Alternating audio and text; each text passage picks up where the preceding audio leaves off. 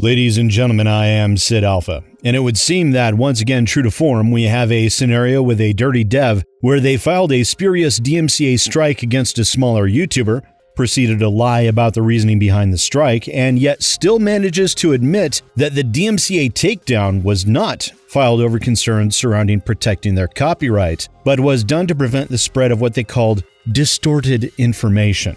Now, to briefly recap the scenario here, recently the YouTuber Jean released a video critiquing the ARG I'm Looking for 30,024 People, which included the game's origins, as it very much appeared to be an NFT scam where the game required a person to purchase a $50 NFT in order to be able to participate in the quote-unquote puzzle, and then the game transitioning to Steam and the Epic Games Store, where obtaining what is called a slot for that puzzle is now only requiring linking your Steam account to show proof that you would purchase the game, if you could even call it a game. Jean's video was within the top 3 that Google shows when searching the name of this ARG, and the developers decided to file a DMCA takedown of the video, opting to go for the wait 7 days route before the video is pulled in order to give the YouTuber the option to simply delete the video, which I will have more to say on that in a bit. I communicated with Jean and offered my assistance with YouTube in a counter notification, and I also attempted to speak with the developer directly, as well as Jean attempted to speak with the developer via email. To date, all attempts made by both of us have been met with complete silence. Also, a quick side note here, I know that some people are irritated with my use of B-roll within videos like this one that have nothing to do with the game that is being discussed. However, in an instance such as this, where the vast majority of the so-called game is merely a black screen with horrendously implemented artificial intelligence voiceover, terribly constructed YouTube videos embedded in a web page, or camera footage of the Izmir municipality with a logo covered up, I think you'll begin to see why footage of another game is used. That, and I'm not the biggest fan of showing my face in my videos, so yeah, there you have it. Regardless, let's get back on topic, shall we? Now, yesterday, the Turkish developer Bakadon Games issued 2 statements on their Steam discussions forum where they have pinned that thread and subsequently locked it, preventing people from responding. They issued 2 statements that are extremely aggravating, at least to me personally. I say they're aggravating because the developer misrepresents the contents of Jean's video in order to fit their agenda, make some fairly outlandish claims that have no basis in reality, and admit that the DMCA takedown was not filed over copyright concerns. So let's take a look at the first statement they made here. And this is in response to the original poster Common Gamer Retro, who said, "This won't be here long. Devs are removing posts that expose their BS, but warning to anyone wanting to get this, don't. It's a scam, plain and simple. Most of the game is not even installed. Most of it is done on the web, live camera feeds that are being edited from other places, and a step using Discord that it won't even be able to process." Now, in response to that, this is what the developers had to say. "Hello. We are not covering things up. We just want to prevent the spread of misinformation. This misinformation also consists of incomplete information and abuse of it. Some influencers degrade the game due to incomplete information." Remember, by their terminology now, incomplete information is misinformation. "You should know that this game is not an NFT game. Steam doesn't allow NFT games anyway. It takes at least 1 month for a game to qualify for release on Steam. This game has passed all processes successfully. The other thing most of you are stuck with is the impossibility of the Discord puzzle. It is said that it cannot be done without trying it yet. If we really try and think that the time is insufficient, we will extend the time, simple as that. By the way, anyone can join Discord puzzles without buying the game. You will also have the right to refund the game. We'll release the demo of the game soon. Note, the first version of the game included NFT before release on Steam, but you could play the game without NFT, so the game was free. NFT is only required if anyone wants to own a slot. The video below is from the free version of that game." Which sounds somewhat fine at face value. However, even half a moment of critical thought and this starts to break down a bit. Now, while I wholly disagree that we should ever be labeled as influencers, as games critics should never be lumped in with that term, stating that we are operating from incomplete information places the onus on you to clarify what information was incomplete. Something that you simply do not do here. Another aspect you argue is the impossibility of the Discord puzzle. Now, we know that Discord channels are highly susceptible to being overwhelmed when even 35 people attempt your other puzzle. The system throttles and spools out messages over time as it plays catch-up. Now, as this 3024 keys puzzle is seemingly one of two of your first puzzles, and quite possibly the only two after reviewing the PNG files and the MP3 files you've so graciously, or some would say ineptly, left open to the world for anyone to copy out of the game to be able to access independently, one would at least think that you bothered to test the functionality to see if a Discord channel could support the volume necessary within that 10-minute time window. But instead, you simply state that if the system implodes, which I guarantee you it would, you'll simply up the time. But bear in mind here, this time window only comes around once per week, and people do have lives to live. In addition, let's say you somehow manage to sell 5,000 copies of this joke of an ARG. And let's assume for the sake of this argument that 3,024 people do manage to complete this Monday slot component. What about the other 1,976 people? Do they also receive the answer or outcome of this? You never say. So it would be safe to assume that another group of 3,024 people would be needed to complete this a second time, which would leave those 1,976 people asking and or begging people who have already completed this segment to once again engage in this weekly 10-minute time window out of the goodness of their own hearts. And while I'm sure that some of them, hell, probably even a few hundred of them, would be willing to help those people out, the chances of that second batch of people being able to achieve this are going to be even more impossible than the first batch succeeding. It's not thought out at all in terms of design. It is a surface-level idea that seemingly exists only at the conceptual level with little to no design thought afforded to the players by the developer, which lends people to even more firmly believe that this transition from an NFT cash grab of a little over $150,000, because that is the price tag assigned to 3,024 $50 NFTs, to a $15 cash grab, which would be a little over $45,000, to a $10 per player cash grab, to a $5 per player cash grab. Simply trying to get any kind of money possible out of this ARG, where those that were foolish enough to purchase this thing are highly incentivized to attempt to pull in others simply to meet that 3024 person threshold. Because make no mistake, dear viewer, the 3,024 people being required for this ARG's puzzle isn't a puzzle at all, it's a marketing scheme. And that is only exemplified by what Jean himself found as he dug further into this game on Steam, and as one might expect, it would appear that there are potentially fake reviews as well. Two accounts in particular as an example. The first was the Steam account One Punch. The second was the Steam user Huarang, where at the time of Jean posting that information in regards to 3,024 people, those accounts were open, and their other 5 reviews, all low-budget titles, were publicly visible. However, during my own inspections, since that Twitter thread was posted, which were only viewed by roughly 130 people, those Steam accounts have since been privated. In addition, there are a grand total of 19 zero-level accounts that have been reviewing this game in other languages and have had their accounts private as well. Now, this is by no means proof of review manipulation on the part of the developers, as coincidences can happen. It is a very strong indicator that some review manipulation may be taking place, though.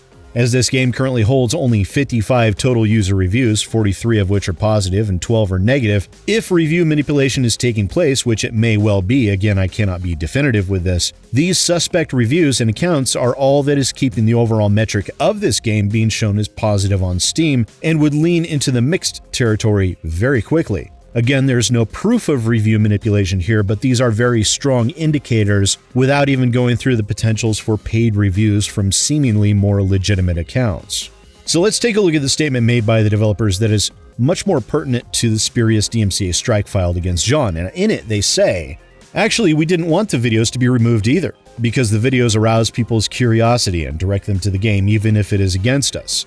These videos did not affect us maliciously, we can call it the Streisand effect. But because they spread distorted information, we decided to prevent it. Okay, so right there, we see them state the videos, which tells me there are other YouTube creators out there that we are currently not aware of that have also run afoul of this developer and their blatant abuse of the DMCA. And right there, we have an admission from the developers that these takedowns were not at all about copyright, but about protecting themselves from what they claim to be distorted information. In their own words, because they spread distorted information, we decided to prevent it. Now, the DMCA is a legal framework that is meant to provide a shield for copyright holders to prevent copyright infringement and protect their copyright. It is not a hammer to be used to beat down creators who make statements regarding your alleged game that you view as distorted information. Now, the developer does not know this because they're from Turkey, but what they are doing here is violating the law in order to silence critique. Because as a reminder, the DMCA is United States law.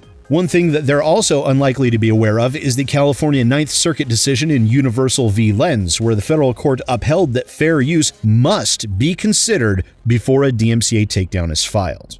And if you are stating, as the developer did here, that you filed a DMCA takedown on the sole reason that the video contained distorted information, that tells us that you in no way considered fair use. If I were Jean and had the resources for it, I would be having a lawyer draft papers to sue your ass in a heartbeat. But therein lies the rub.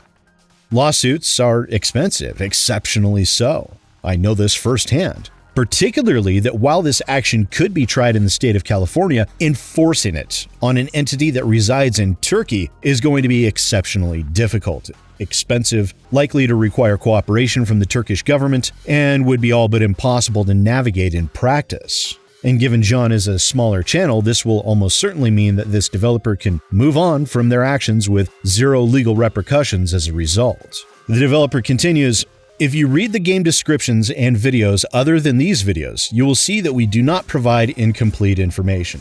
If it was a DMCA violation, YouTube wouldn't approve it anyway. And if this was an NFT or scam game, Steam, Epic Store, and Microsoft Store wouldn't have released it anyways."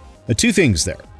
First, no one is claiming you, the developer, violated the DMCA outside of your filing a spurious takedown claim. It is in fact you who is turning the DMCA into not only a hammer to beat down criticism, but to use it as a sword of Damocles in order to, in effect, bully these smaller creators, as we now know there is more than one by your own statement, into removing their videos of their own volition without putting up a fight lest their channels be harmed by the YouTube baseball rules system. You are the one filing the takedowns after all, not the other way around. Now, additionally, if that was a misstatement due to a lack of knowledge of the English language, perhaps you meant to say that if these videos weren't violating copyright, YouTube would have taken no action, which leads us into my second point, which is, there is an old Latin phrase, which I'm sure some of you may be familiar with. It goes, post hoc ergo propter hoc. This is considered to be a logical fallacy. An example of this would be, the rooster crows immediately before sunrise, therefore the rooster causes the sun to rise. The fallacy is one of conclusion, based upon order of events. Now, in terms of the DMCA takedowns, we know, as an indisputable fact, that YouTube makes use of automation to handle a great deal of these claims. We also know that the chances of human eyeballs reviewing a DMCA takedown request for any channel smaller than 10,000 people is going to be infinitesimally small. Instead, YouTube's automation simply pushes through those requests unreviewed and takes down the videos in those large percentage of cases that are not manually reviewed by a human, simply because YouTube automation is performing as a bot is configured to do, does not at all mean that the content was actually infringing copyright. As I said, I've reviewed the video in question, as did several hundred of my own viewers by the sounds of it from what Jean said earlier today, and a quick thank you to those of you that chose to go give him your support. And while I'm not a copyright attorney, my knowledge of copyright law and the DMCA is clearly superior to this Turkish developer. The video was fair use, absolutely zero doubt in that regard. The developer continues, "We even gave the YouTuber 7 days to be fair and not to get a warning," which, no. That does not at all appear to be what you were doing. What you're doing here is making a statement that is perceived as, if you don't remove this video yourself, we will remove it for you and harm your channel while doing so. You are silencing critique, simple as that. And it is critique that is clearly evidence-based, as Jean shows websites, gameplay, and statements and actions taken while utilizing citations for each. It is a fact that your game was an NFT-based product by your own admission and within John's video within the timestamp that is up on your screen. It is also a fact that you removed this NFT requirement for this quote-unquote slot process after your ARG fell flat on its face and you wanted to be able to publish it on Steam and later the Epic Games Store, and you knew it would never happen as long as that NFT requirement existed. Again, as was stated within Jean's video at the timestamp currently on your screen, where he stated clearly that this ARG does not require the NFT for the slot process any longer, it now requires you to verify you have purchased it. So I ask you, both the viewer and the developer, what part of those evidence-based statements are in any way disinformation? More to the point, how are those statements a violation of your copyright? And the short answer is, they don't. It is merely an ugly truth that the developer does not want people to see in order to be able to sell copies of their game. The developer finishes with, Bakudan Game Studios and I'm Looking for 3024 People are licensed brands. It cannot be tolerated to defame these brands unfairly and to be a partner in this. We do everything necessary to protect the game and our community of players. Which I've said it before in other scenarios, and I will say it again here. It is not defamation if it is the truth.